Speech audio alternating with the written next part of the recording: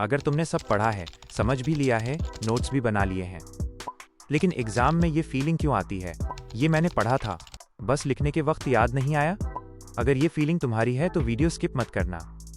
तुम नया पढ़ना एंजॉय करते हो, समझ आता है, प्रोग्रेस फील होती है, लेकिन जब रिवाइज करने का टाइम आता है तो दिमाग बोलता है ये तो ऑलरेडी आता है, बाद में कर लेंगे, और वही बाद में एग्जाम बन जाता है।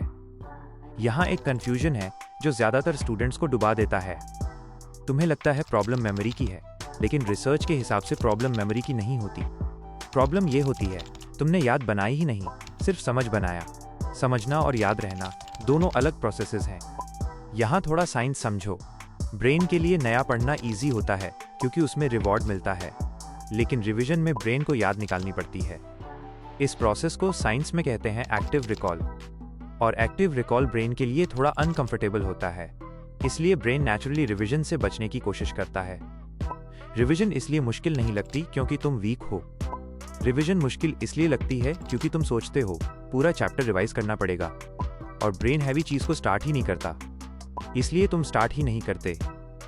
अब एक सच तुमने नोटिस किया होगा, कभी कभी सिर्फ ऊपर से पढ़ने पर ज्यादातर चीजें याद आ जाती हैं।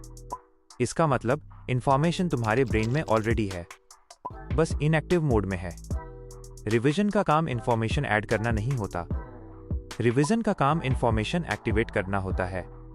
इसलिए रिवीजन को ऐसे मत सोचो सब याद करना है, रिवीजन को ऐसे सोचो बस चेक करना कितना याद है। जब गोल छोटा होता है तो ब्रेन कोऑपरेट करता है।